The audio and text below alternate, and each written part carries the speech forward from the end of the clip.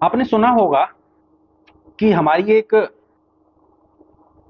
भविष्य में भविष्यवाणी करता बाबा बेंगा का नाम सुना होगा। वो एक लेडी थी और उनका 9 साल की उम्र में एक हादसे के कारण आंखों की रोशनी चली गई। और एक 9 साल का बच्चा, एक 9 साल की बच्ची जिसकी आंखों की रोशनी चली गई हो, कभी स्कूल नहीं गई, कभी पढ़ी लिखी नहीं, या हो सकता है पढ़ी भी हो। तो मेरा कहने का मतलब यह है कि उसने पूरी दुनिया की भविष्यवाणियां कर दी 400 साल पहले। और आज की डेट में वो सारी की सारी भविष्यवाणियां ज्यादातर सत्य होती जा रही है। उनमें कोई भी भविष्यवाणी ऐसी नहीं निकल रही जो झूठ हो। आज का विश्व युद्ध लगा लो, शायद हो, उन्हीं की भविष्यवाणियां थी। कहने का मतलब है जो भी भविष्यवाणी उन्होंने की सारी सत्य होती जा रही है। अब मुद्दा यह उठता है कि जो 8-9 साल की उम्र में आंखें चली जाएं, उसको इतना ज्ञान कैसे हुआ? क्या उसको ये ज्ञान किताबों से मिला? क्या उसको ये ज्ञान सिद्धियों से मिला? कैसे मिला? मुद्दा यह उठता है। तो मेरा कहने का मतलब यह है कि इंसान यदि भविष्यवाणियों की तरफ चले तो उसको ईश्वर की तरफ चलना होगा, क्योंकि सारी सत्ता ईश्वर के हाथ में है, ना कि इन देवी देवताओं के हाथ में। यदि आप एक सिद्धि प्राप्त करते हैं, सतलोक, सतपुरुष कबीर देव यानी सतलोक की एक सिद्धि प्राप्त करते हैं। संत रामपाल जी सतलोक की बातें करते हैं और उन्होंने काफी ज्ञान सतलोक का दिया है, ईश्वर का दिया है। तो कहने का मतलब यह है कि ईश्वर के ये जो 4 लोक हैं, शतलोक, अलखलोक, अगम लोक, अनामी लोक, यदि इनमें से आप एक ईश्वर की, एक साकार ईश्वर की सिद्धि भी प्राप्त कर लेते हैं तो आप दुनिया की भविष्यवाणियां जान सकते हैं। 100 साल बाद क्या होना है, 50 साल बाद क्या होना है, 400 साल बाद क्या होना है, सारी भविष्यवाणियों की आपको जानकारी मिल जाएगी। क्योंकि एक ईश्वर की सत्ता ही ऐसी है जो आपको भविष्य में होने वाली घटनाएं दिखा सकती है। बाकी कोई भी सक्षम नहीं है। आप राम को ही ले लो, अनामी लोक में वास करते हैं राम, जिसे कह देते हैं राम से बड़ा राम का नाम, अविनाशी राम, अमर, जिसका कोई अंत नहीं, वो अमर है, सत्य है, वो ही सत्य है, वो ही राम सत्य है। यदि आप उनकी सिद्धि भी प्राप्त करते हैं तो आप दुनिया की सारी भविष्यवाणियां जान सकते हैं और कर सकते हैं। कहने का मतलब यह है कि ईश्वर की सत्ता ही एक ऐसी है जो आपको होने वाली घटनाओं को दिखा सकते हैं। तो यहां यह मुद्दा खत्म हो जाता है कि बाबा बेंगा, हो सकता है उन्होंने ईश्वर की आराधना की हो या ईश्वर की सिद्धि की हो, बिना ईश्वर की सिद्धि के या उसकी आराधना के आप ये भविष्यवाणियां कर ही नहीं सकते।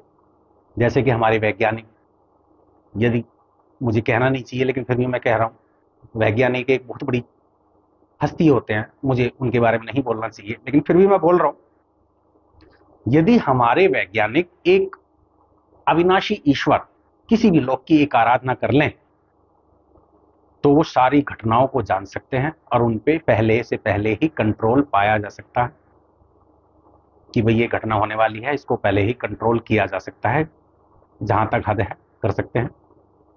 और वैसे सब कुछ ईश्वर के हाथ में है, नहीं भी की जा सकती लेकिन पता तो लगा सकते हैं। और मैं इसलिए नहीं बोल रहा कि मतलब लोग सोचेंगे कि भाई ऐसा क्यों बोल रहे हैं, जब ये बोल रहे हैं तो ये भी तो जान सकते हैं कि ये घटनाएं। मैं कहता हूं कि हाँ, मैं भी जान सकता हूं। कुछ घटनाएं ऐसी भी हैं जो हमें दिखाई देती है और भविष्य में होने वाली है, लेकिन हमारी मजबूरी है, वचनबद्ध है कि हम नहीं बता सकते। लेकिन हम दूसरों को जरूर सिखा सकते हैं और वो घटनाओं को जान सकता है। मैं इसलिए नहीं बता सकता क्योंकि मैं वचनबद्ध हूं, लेकिन जिसको मैं सिखाऊंगा उसको मैं वचनबद्ध नहीं होने दूंगा, क्योंकि ये सब गुरु के हाथ में होता है, किसको वचनबद्ध करना है, किसको वचनबद्ध नहीं करना है। और जहां तक सवाल ईश्वर का है, ईश्वर यदि ये घटनाएं बताता है तो ईश्वर भी इन बातों को जाहिर करने से मना कर देता है।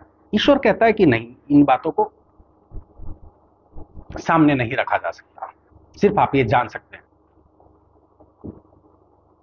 लेकिन मैं जिसको भी साकार ईश्वर की सिद्धि सिखाऊं या उसे करवाऊं, मैं उसको वचनबद्ध होने ही नहीं दूंगा। और मैं करा सकता हूं, ईश्वर के दर्शन भी करा सकता हूं, और दर्शन मैंने प्राप्त किए भी हैं। ना ही मुझे किताबी ज्ञान है, ना ही मैंने वेद पुराण पढ़े हैं, अनपढ़ मैं इंसान हूं। और यदि कहा जाए तो अनपढ़ ही इतिहास रचते हैं। तो किसी भी देव के दर्शन में कराने में सक्षम हूं, वो करा भी सकता हूं। और चारों लोक ईश्वर के जो साकार है उनके दर्शन भी मैं प्राप्त करा सकता हूं। ईश्वर से इंसान की मैं बात भी करा सकता हूं, लेकिन इंसान की ही मेहनत से।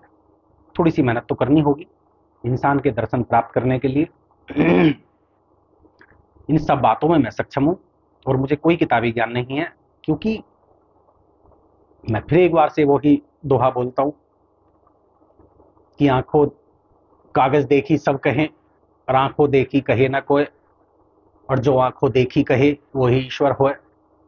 तो जो आंखों देखी कहेगा, जिसकी ईश्वर के जिसको दर्शन हो जाएंगे, ईश्वर की जिससे बात हो जाएगी, वो ईश्वर ही बन जाता है, वो ईश्वर का ही रूप कहलाता है। तो आप अपनी आंखों पे विश्वास रखो, किताबों में कुछ नहीं रखा। मैं ये नहीं कहता कि किताबों में गलत लिखा है, सब कुछ सही लिखा है, चाहे वो गीता हो, चाहे वेद पुराण हो, सब सत्य लिखा है, कोई गलत नहीं लिखा। लेकिन कम से कम उस पर प्रैक्टिकल तो किया जाए कि जो लिखा है सत्य भी है या नहीं। बस उसी को सत्य मान के हम आगे चल पड़ते हैं, लेकिन उसको प्रैक्टिकल करना जरूरी है कि ईश्वर है भी या नहीं। हर मुद्दा यही आके रुक जाता है कि ईश्वर है भी या नहीं। जो किताबों में पढ़ लिया वही सत्य है। अब चाहे संत रामपाल जी हो, टेबल पे मैंने देखा है, यूट्यूब चैनल पे भी देखा है, टेबल पे किताबें सजी होती हैं और संत रामपाल जी बताते रहते हैं, देखिए गीता में ये लिखा है, देखिए इसमें ये लिखा है, देखिए इसमें ये लिखा है। लेकिन क्या एक बार भी संत रामपाल जी ने ये कहा कि ईश्वर क्या कहता है, मेरी ईश्वर से बात हुई है? या वो कभी सतलोक से आगे की बात करते हैं? नहीं करते। क्यों नहीं करते? क्योंकि इन आंखों से देखा है ही नहीं, ये त्रिनेत्र खुला हुआ है ही नहीं। या और भी किसी कथावाचक को ले लो, या किसी और भी महापुरुष को ले लो, किसी और गुरुजन को ले लो, सब एक ही बात कहते हैं। और मुझे बड़ी हंसी आती है जब लोग कहते हैं देखिए यहाँ पे ये लिखा है, देखिए यहाँ पे ये लिखा है। कुछ नहीं लिखा गया, जो लिखा है वो सत्य लिखा है। जो हमारे भगवान लिख गए, श्री कृष्ण लिख गए, वो भी सत्य लिखा है। जिसने वेद पुराण बनाए वो भी सत्य लिखा है, बिल्कुल सत्य लिखा है, मैं मना नहीं कर रहा। लेकिन उसको प्रैक्टिकल तो करो। सतलोक जाने का दावा सब करते हैं, सतलोक में ये है, सतलोक में वो है। ये क्यों नहीं कहते कि अलग लोक में ये है? ये क्यों नहीं कहते कि अगम लोक में ये है? ये क्यों नहीं कहते कि अनामी लोक में ये है? क्योंकि वहां तक वो गए ही नहीं है। तो कहने का मतलब ये है, आंखों पे विश्वास करो, जो आंखें देखती हैं उस पे विश्वास करो, वरना कहीं कुछ भी नहीं है, सिर्फ आंखों का खेल है। और आप कर सकते हो, बड़े आराम से कर सकते हो, सिर्फ एक गुरु की जरूरत होती है। तो एक किताबी खेल और किताबों के पीछे दुनिया आज की डेट में एक दूसरे को मार रही है। कहीं धर्म के आधार पे मार दिए, तो कहीं किसी के आधार पे मार दिए, यानी एक दूसरे से सब भिड़े हुए हैं। सिर्फ किस लिए? किताबों के ज्ञान से। लेकिन उस ज्ञान को प्रैक्टिकल भी तो करो।